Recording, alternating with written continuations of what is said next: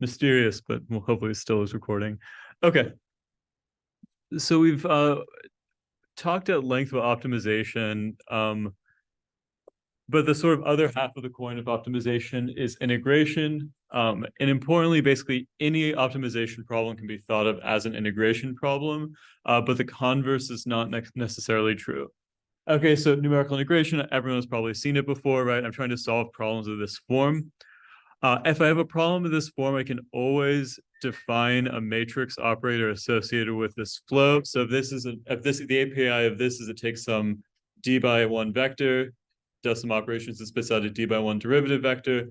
I can define a d by d matrix by taking all partial derivatives with respect to all of my dynamical variables. So this is known as the Jacobian matrix. And this basically tells me something about the stability properties of the problem I'm trying to solve. So F encodes my Lorentz attractor, my Navier-Stokes equations, whatever my crazy system I'm trying to study is all sort of wrapped into F. And this matrix of all of the partial derivatives of that function with respect to all of my dynamical variables, even if I'm solving on, a 4K mesh grid, so there's 4K dynamical variables, this should encode all of the stability properties of your system. Okay, so the one interesting thing to note here is that if I give you an ODE, you can always compute this matrix, right? So the Jacobian is always well-defined for deterministic integration problems. However, the existence of the Jacobian does not necessarily imply the existence of a potential. So if I have an optimization problem of the form this, where I have some landscape I'm trying to minimize, trying to find the minimum of that potential, in that particular case, if I take the gradient of this to find the dynamical system, and then I take another gradient to find the Jacobian, that's the specific case where this Jacobian will have Hermitian structure. So Hermitian matrices define that you have some potential function that you're minimizing.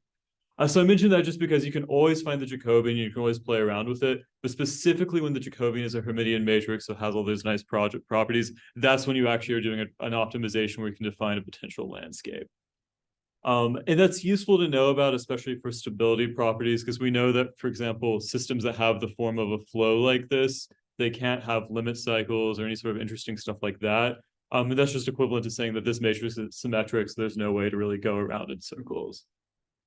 Okay, and if you get into the whole lore on integration, I think I linked on the syllabus 1 or 2 chapters from Ed Ott's book. There's a lot of ways that you can look at the structure of the Jacobian and back out things about where it's locally stable or not, just based off of the fact that you might have skew structure with a very specific symmetry that might imply the existence of effective potentials and stuff. Okay, but importantly, all we're trying to do is solve this, and we are going to guess that finding this Jacobian matrix might come in handy for thinking about our integration problems. Okay, so for all of the demos today, I wanted to pick some interesting set of ODEs to play with. So I'm going to work in a 3-dimensional dynamical system. So this F vector, this F function is going to be 3 equations, and then my right-hand side is a 3-dimensional variable or 3-dimensional vector. So this model I kind of like because it's kind of weird. So this is just a nonlinear system that without the sinusoid would just be a confining potential. But on top of this confining spring-like potential, which is uniform in all dimensions, we have these sign terms. And you'll notice that these are cross terms. So y appears in x, z appears in y, x appears in z. So it's a sort of weird system of equations.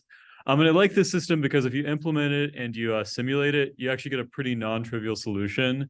So it turns out that having that sinusoidal modulation gives rise to chaotic dynamics that lie on some ergodic attractor. And if you're looking for like a physical context where this would arise, you'll see equations like this pop up a lot in synchronization problems. So a lot of things where you have 2 oscillators that are coupled together have sinusoidal couplings. But for our purposes, this is just some fun ODE that we're going to play with a bunch of integrators today. Okay, so this is my implementation of the model. Nothing too interesting, except one detail is this is true for almost all problems I do in this course, which is that parameters of the problem I'm solving, I always try to put as keyword arguments in the constructor. So once I instantiate my Thomas model, B is just like a clamped value. The other thing I'm going to do that's a little bit special is I'm going to use these double underscore methods, and this is going to allow me to treat my Thomas model class as if it was a function. So you'll see me throw this around a bunch downstream. But this is a special method that allows me to treat a class like a function. We saw it once before the first week.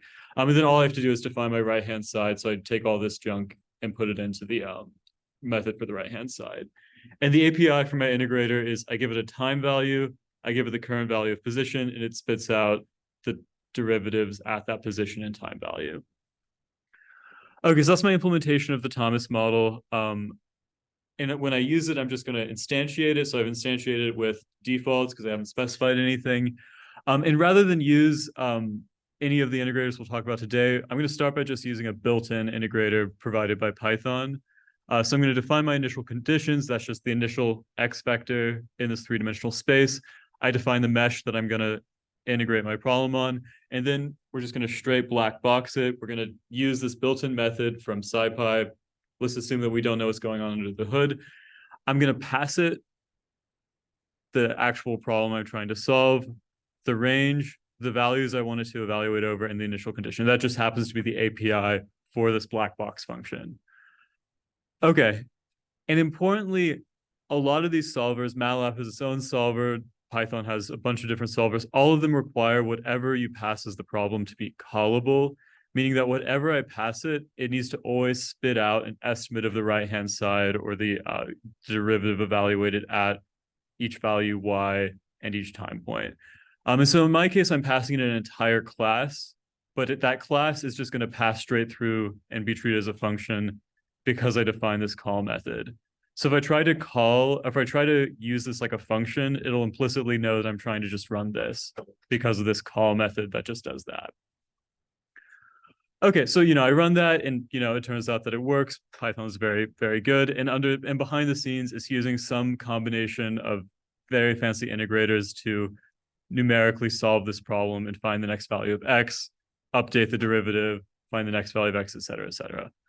Okay, so that's the basic initial value problem in Python, and we're just using this black box solve initial value problem without worrying too much about what's going on under the hood for now. And those of you who use MATLAB might have seen, I think they have a method called RK45 that uses a very specific integrator but has a similar API to this.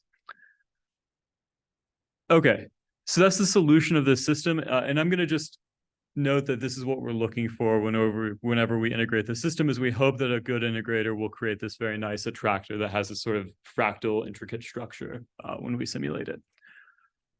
Okay. So, I opine a little bit here about solve IVP. It's just a built-in integrator. I'll mention that people who maybe have been using Python a while might be used to using ODE int. There's a similar library in Julia that uses the same syntax. Generally, I think this method is deprecated in Python, so technically you should use solve IVP. So it's worth switching over if you're someone who is an old school Python user.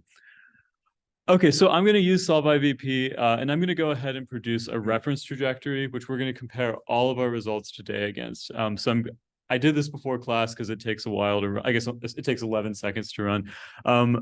And so I'm basically going to create a really, really accurate solution by passing a bunch of keyword arguments to this built-in integrator that just says have very, very high accuracy and take very, very tiny time steps. So I'm going to call this a fiducial or a reference solution to my problem because I was willing to burn a lot of compute to get this as accurate as possible. So this is going to be a reference trajectory provided by a built-in integrator that we assume is very accurate. And then we're going to build our own integrators and see if we can get anywhere close to this fancy built-in integrator that people who work on the Python code base have developed for us. Okay, so if I wanted to numerically solve some differential equation, the most obvious thing that I would probably plan to do, and that many of us have seen before, would be to use the Euler method. And the Euler method is more or less just a first-order finite difference approximation of the time derivative of a function. So to use the Euler method, quite literally all I do is I take wherever my current position is in this three-dimensional space, I evaluate the derivative once, so that's one call to the right-hand side, and then I just take a step in that direction equal to my integration time step delta t. And you notice that delta t looks a lot like the learning rate of this problem. It basically tells me how large a step I take along my current gradient direction. Okay, so the Euler integration scheme isn't that exciting, but it's a good starting point because we can guess exactly how expensive it is which is it costs exactly one evaluation of the right-hand side, right? At the right-hand side, it has all these signs they have to evaluate and this and that. I only have to call it once. And then I only have to perform basically one computation. I take the step, I take this gradient, and I just add it to my current position to get my next position in this three-dimensional space. Okay, so the Euler integrator isn't that exciting, but to implement it, I'm going to build a couple of infrastructure that will then allow me to not have to repeat myself a bunch. So I'm going to define a base fixed step integrator class that's basically going to be designed for any problem that has the form where I have a fixed delta t or a fixed learning rate that I use. So for this, I'm going to make this generic, and it's going to look a lot like my base optimizer classes that I was doing in the last couple of lectures. So I'm going to initialize it. My keyword argument here is the delta t, but this is a lot like passing a learning rate where I fix some sort of rate at which it approaches the solution when I instantiate the class. So my fixed step integrator takes one keyword argument, which is bound to the class.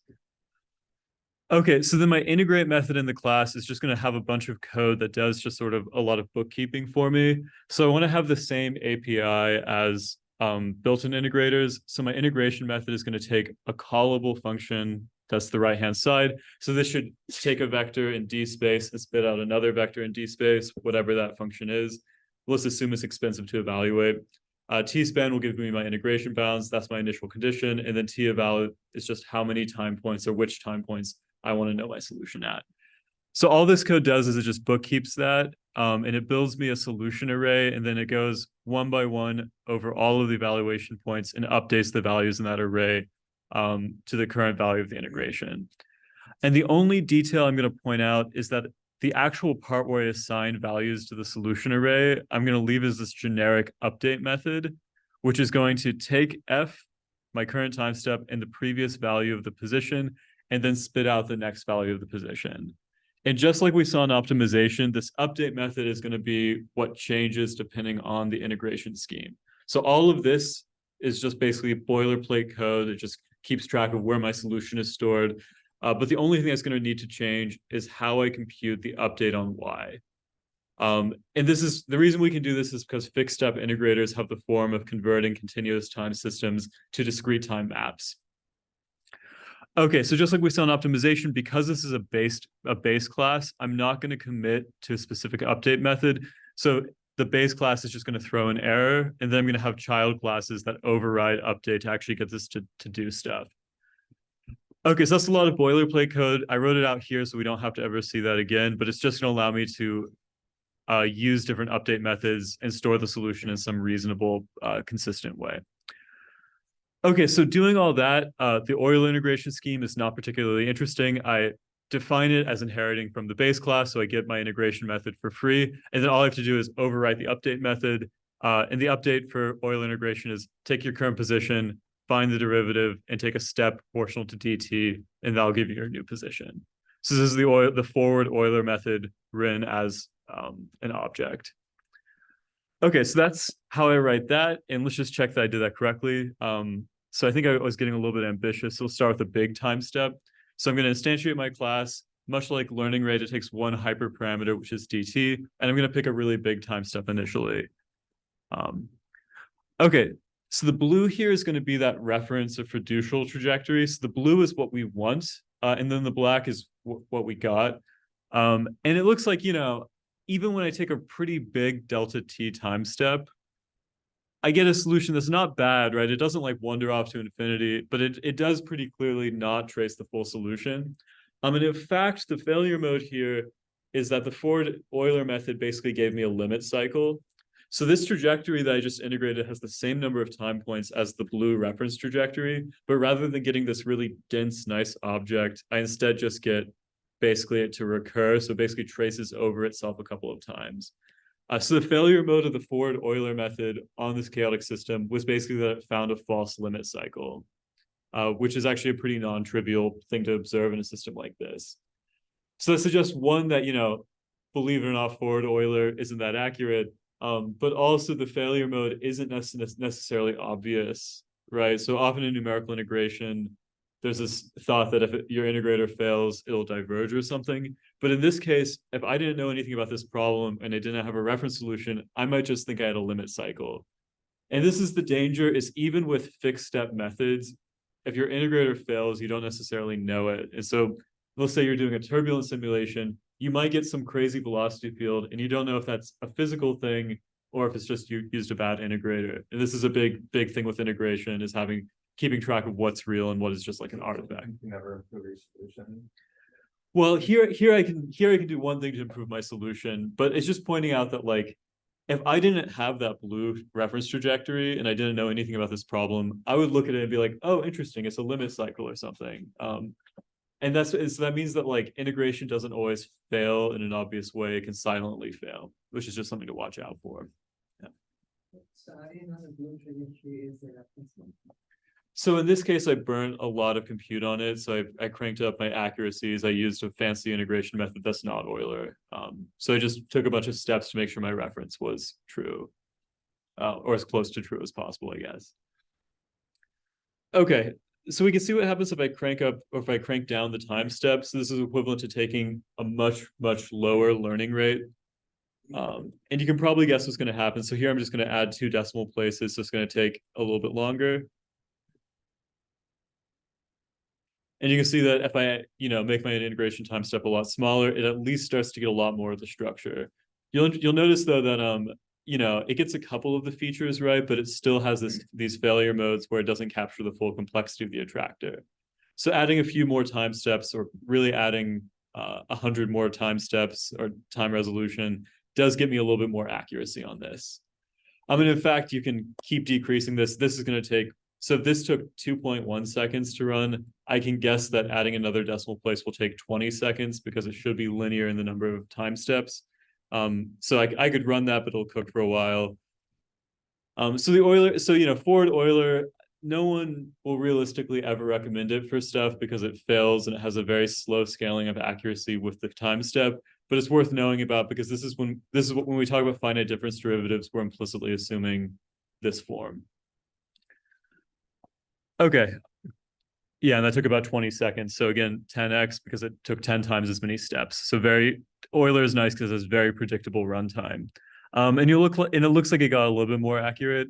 And in fact, it can be shown that in the limit where dt goes to 0 effectively, this should absolutely converge to the correct trajectory.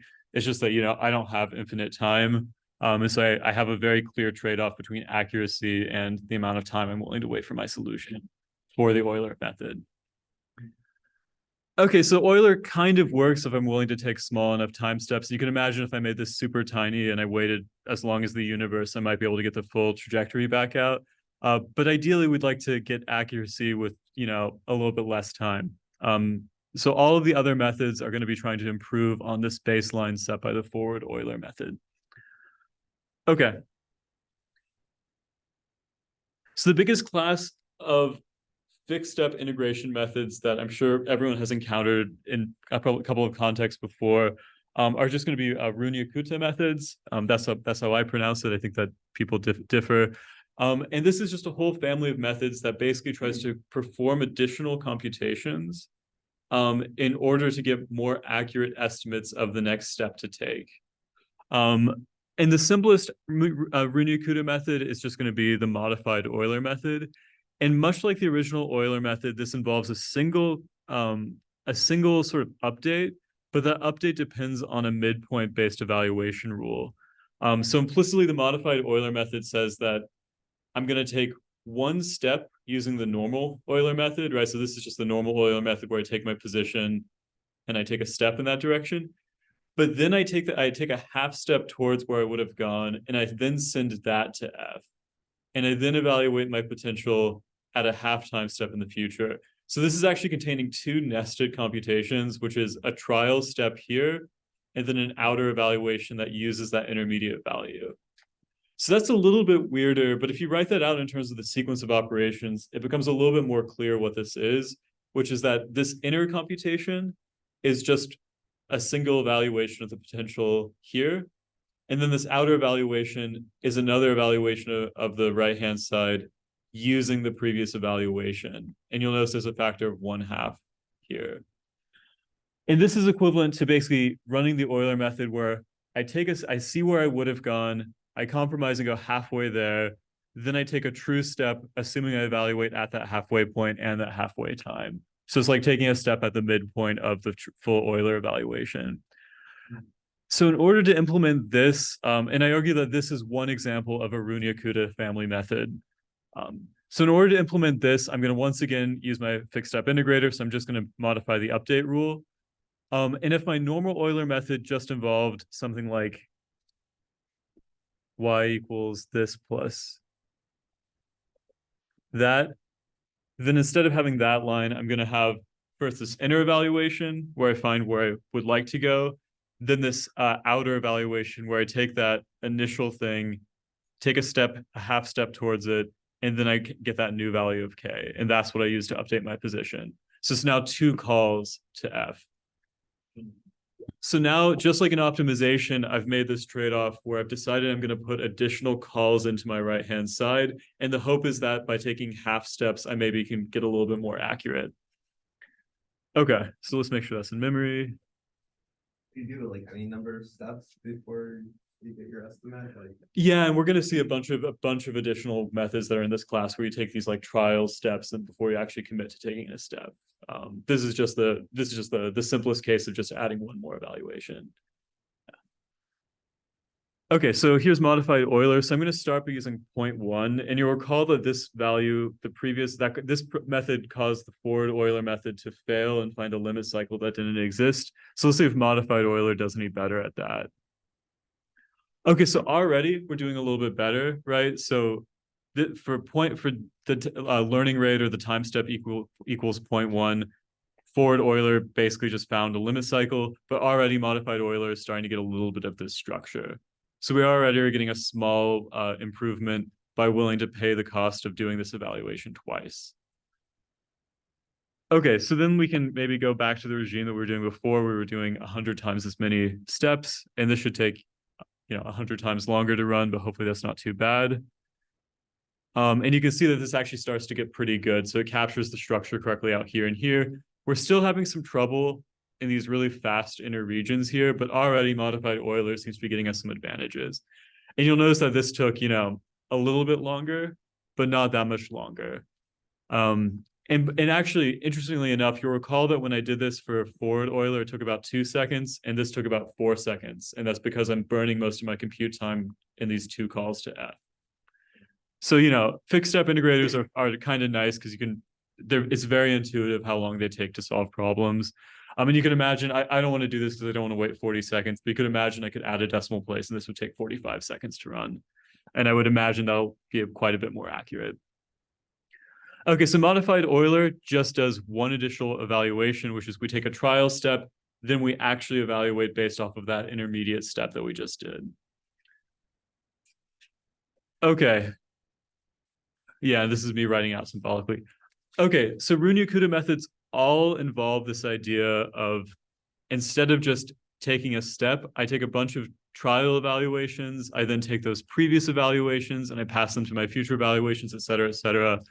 So Runge-Kutta methods are all going to perform intermediate computations before taking the final update. Okay, so just to give an example of a couple of these, and these are specific methods, no one really cares about the name of the specific method. I just want to show these all as all being different methods that fall within this Runge-Kutta class. But for example, Ralston's method has 3 evaluations before you take your step. So you do the same initial evaluation that we did for modified Euler as well as normal Euler. Now, instead of doing a half update on that, it does a quarter update. That gives it a new value of k. Then it does yet another intermediate evaluation using that value, that trial value, and then uses 3/4. Then it combines all those intermediate calculations to get an overall step. So it basically is computing more and more inner evaluations before performing this final aggregation of these intermediate results to get an estimate of where it should go. And the general thing about Runge-Kutta methods is that one hopes that in exchange for doing all of these intermediate evaluations, one is going to get a little bit more accuracy at the cost of having to call f a bunch more times. So there's a sort of slider between calling f a bunch of times, or having a very fast speed. Okay, so the one I'm going to point out, because I think it's used a lot, at least in older versions of MATLAB, is Runge-Kutta 45 or 45, I guess. This is what the default integrator was in MATLAB until like 2018. And I think that Python sol ODE-int, which was used until 2018, also used this as the default, although I could be wrong. So this is a solver that does 4 steps before it combines them all into this aggregated single final update rule. And again, I'm not going to try to like oversell how interesting the particular updates are. I just want to point out that I do a computation, then I use the value of that computation for the next line. So I used K1 here. Then for K2, then for K3, I use K2. For K4, I use K3. And then my final update is actually dependent on all of these trial steps with different weights. So I'm weighting all of these intermediate evaluations differently, and each intermediate evaluation depends on the ones that came before it. Okay, so that's what these look like symbolically, but I think that the code is actually a better way to understand what these integrators look like. So we're going to really quickly implement all of these different Runge-Kutta family methods using our base integration class. Okay, so we already did modified Euler. Another 2 evaluation solver in the same family is Heun's method.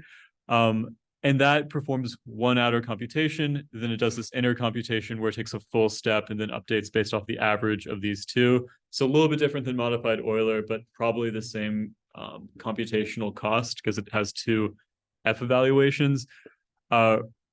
Here's Ralston's method, pretty similar. RK4, which is probably the most common Runge-Kutta method that people will use. This does these 4 intermediate evaluations. So this is always the same. You'll notice that K1, there's only one thing I can do for K1. So it always has the form of just a naive update.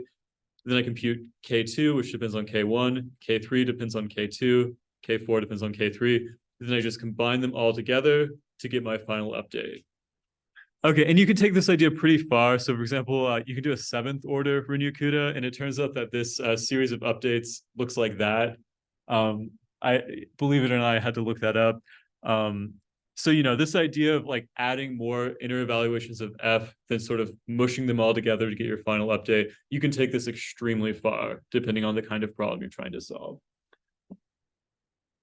Okay, so that's a whole bunch of Runge-Kutta methods. And the important thing is just how many times I do these intermediate evaluations before spitting out my estimate of my next position in Y. Okay, so let's see what those different methods do. So hopefully I have those all in memory. And I'm going to start them all out at 0.1 for my fixed time step, and this should run pretty fast. Okay, so we already saw what happened, which is that Euler finds a limit cycle that doesn't exist, so there's no surprise there. I was talking about how I think that modified Euler is a little bit better, and it looks like it, in fact, is a little bit better at this fixed time step. Interestingly enough, Heun and Ralston's method both have in their definitions 2 calls to F.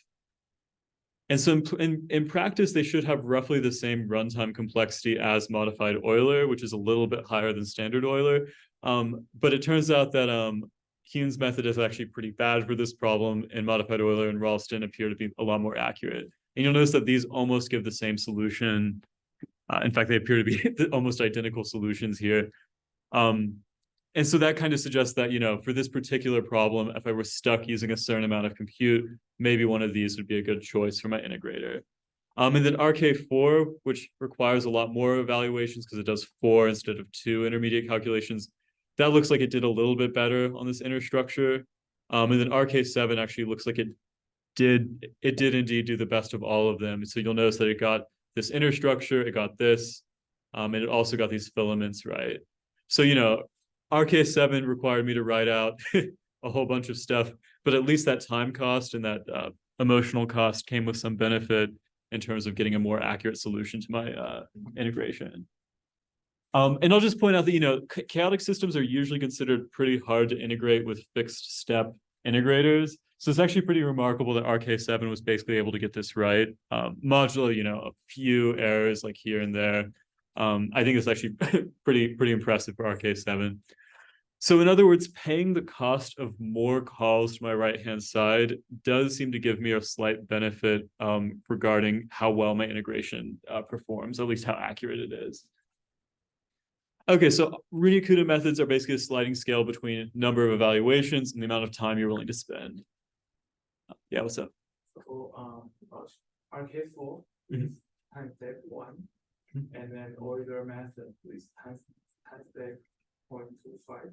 Which one is That's a good question. Yeah, I was just thinking I need to add an example of that. So generally, the runtime should be roughly the same because it's the same number of calls to the right-hand side. That really sets the runtime. But these like weird weightings of intermediate steps usually end up being more accurate than taking 2 half steps or something with a simpler method.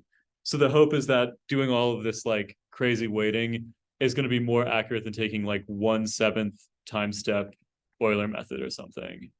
And that's why and that's actually the way these weird coefficients are derived are using Taylor series around the true solution. And so that's where these really strange weightings come from, is this should be more accurate than taking 7 Euler steps or something. But the time cost should be the same. Yeah. Okay, so there's whole families of integration methods that have this form where I perform these intermediate computations. And so if you're a big enthusiast of old school numerical recipes textbooks or Wikipedia, you've probably seen these hieroglyphics called butcher tableaus. And these are basically a shorthand way of writing this dependency chain of, oh, I computed that, oh, I used that K1 and K2, et cetera, et cetera. Basically, the butcher tableaus are a way of summarizing any sort of Runge-Kutta update method in terms of sort of a series of dependencies among elements. So rather than actually show this case, which I don't think is very clear, I'm going to show this for a bunch of the methods we just looked at. Okay, so Euler's method has a butcher tableau that looks like this. This is always the case, and it just says that, I don't do anything except just this one step.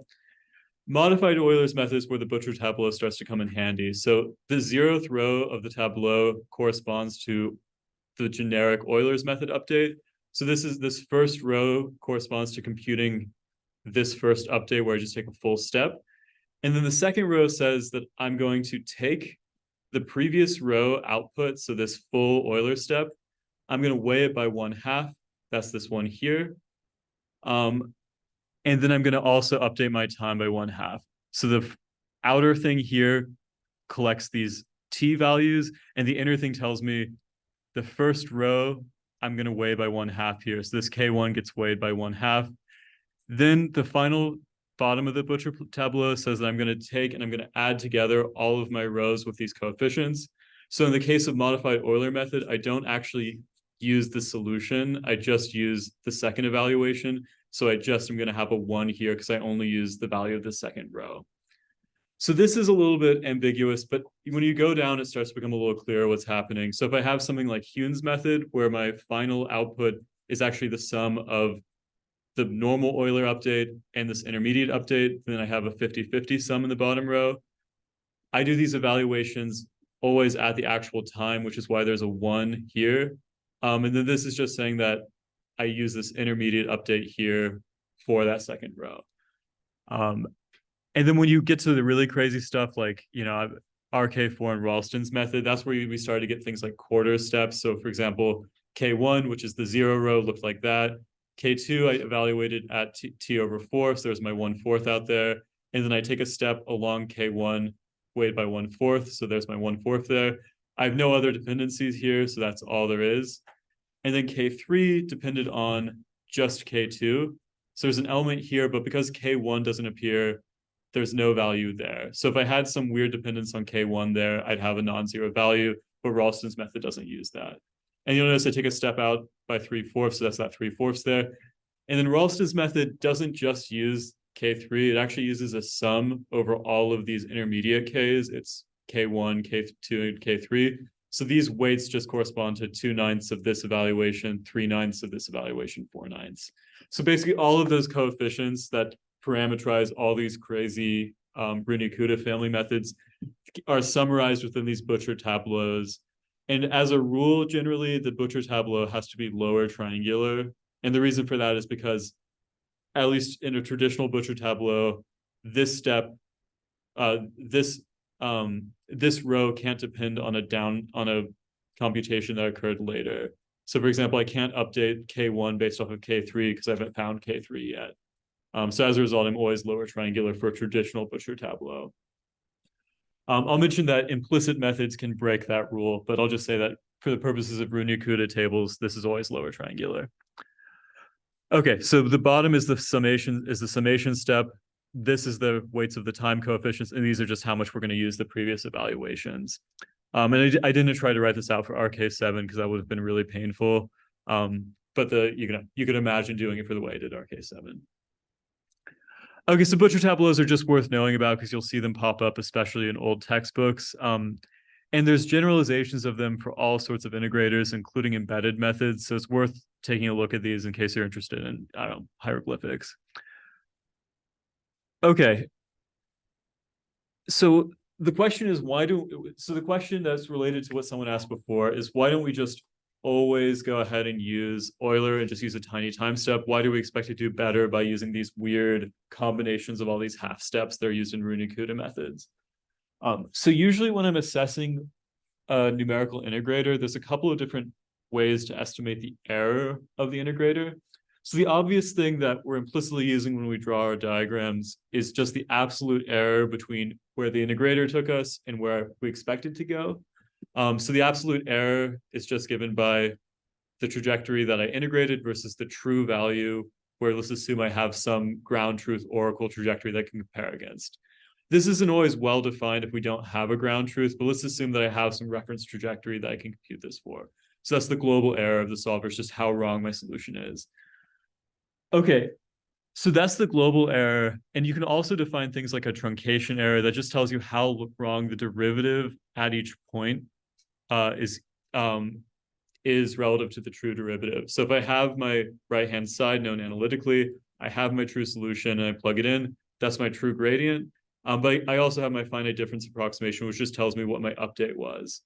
And the truncation error is going to be a property of the integrator because the way that we find x of n plus 1 depends on the integrator. For example, it could be this crazy combination of terms in the Butcher tableau.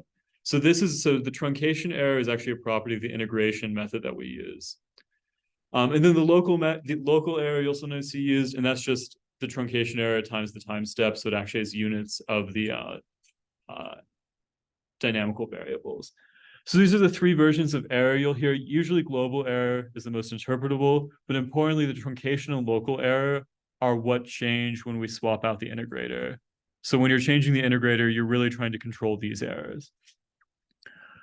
Okay, so I won't go through this derivation because I think it's kind of a lot to get through, but you can actually prove that with a lot of sort of asymptotics, and you can go through this if you're interested, you can actually prove that the global error grows as a factor that depends on the truncation error, as well as properties of the function that you're trying to evaluate or the problem that you're trying to solve. And so when we're trying to, when we swap integrators, we're basically going to try to make the truncation error smaller. That's why we use RK4 instead of the Euler method. And then the other factor that affects the global error is if I have a problem that has very large derivatives, so it's a very stiff problem, then I expect to see the error grow larger. And it turns out that that quantity is called the Lipschitz constant, is basically an upper bound on how fast my function changes over time. And if you're interested in, I don't know, integration, this derivation is relatively short, but it sort of gives some nice intuition for why we might try to control the truncation error by changing the integrator. Okay, but I've summarized it here. The stiffness of your problem is set by how fast your gradient changes. You can't change that. Like I've been told to solve Navier-Stokes, I cannot change that. So L is a fixed quantity, but I can change T by using a better integrator, and that's what we're trying to do. Okay, so the other kinds of integrators that you'll see, I want to make sure there's time to get to the timing results. That's why I'm going to gloss over this. Is you could imagine cases where instead of updating based off of where I am currently, so normal forward Euler, I take my current position, compute the right-hand side, and take a step. You could imagine that if I knew where I was going, right, I could actually define my gradient with respect to the position in the future, right? And so this definition here, right, is just saying that maybe a better place to take to evaluate my derivative is wherever I end up, not where I started out. And in the limit of this delta t going to 0, this should be the same as that. But you could imagine that, for finite step sizes, these are two different numbers. And so these are two different ways of doing the Euler integration rule. The problem with doing it this way is that I don't know a priori where I'm going. That's sort of the whole point of doing integration. And so this expression here defines an implicit problem where I have where I'm trying to go on the left-hand side. I also have the right-hand side. And I know f hopefully deterministically. And so implicit integrators actually treat this as a nonlinear problem to solve. We're given this and this. They use some root finding operation to solve for x of n plus 1, given the right-hand side and where I currently am located. This is not that interesting. This turns out to correspond to non-diagonal elements in the Butcher tableau. So if I write out that problem symbolically using linear algebra, that's like saying that x of n plus 1 is my current position plus delta t times my gradient computed at my future position. If I linearize that problem, I'll write it out. I'll sort of move things around. I'll get an update rule for u of n that depends on the Jacobian of my problem evaluated at my current position. And this just involves a lot of linear algebra, but it means I can, instead of doing this naive update with normal Euler, I can basically invert this matrix that's defined as the Jacobian evaluated at my current position. And this linear algebra isn't super interesting, but you can play through that and see why this equation linearizes to this update rule. And so the backwards Euler or the reverse Euler method basically says that we're going to solve a linear equation every time we want to compute the next value of our integrator, which you can imagine is going to be pretty expensive in high dimensions. And a lot of implicit methods have this form where finding your next position involves solving some nonlinear problem to find the root of some system here. Okay, so my implementation of Newton's method is going to require me to have an analytic gradient. So here I've just computed the gradient of the problem. And my implicit Euler method ends up looking something like this, where for every step that I want to integrate, every time I want to integrate, I actually have to numerically solve a linear problem. So there's my inverse linear algebra thing in order to actually calculate this to give me my next update step. And I'm glossing over some of the details here, but it's just basically some linear algebra to rearrange stuff. So this is kind of a painful thing because instead of having this nice clean update rule, every update requires me to do this really painful series of linear algebra calculations. So you can guess that this is going to be pretty expensive. Okay, but the nice thing about doing the implicit Euler method is that it actually has a much lower truncation error than normal integration methods. So for example, when I use a time step of 0.1, Euler chokes, but implicit Euler actually does super well even with a giant time step. So we would say that the implicit or backwards Euler method has a lower truncation error, which means that it is more likely to converge to the correct solution, even at very, very large values of delta t. So implicit methods are useful when you don't want to call your potential that much, and so you want to take as few time steps as possible. So you pick a very large value of delta t. And I think it's telling that this is I use delta t equals 0.1. And this is almost as accurate as Ralston and Runge-Kutta were when I used 0.001. So implicit methods, when they work, are actually quite good. The problem is that, I have to implement Newton's method for this, so it's a little bit painful. Yeah, what's When that? do they not work? They tend to work when your matrix becomes ill-conditioned. So here I'm solving a linear problem because I have to find the Jacobian and invert it. If this matrix is ill-conditioned, it's going to get really bad really fast because I'll get numerical instability.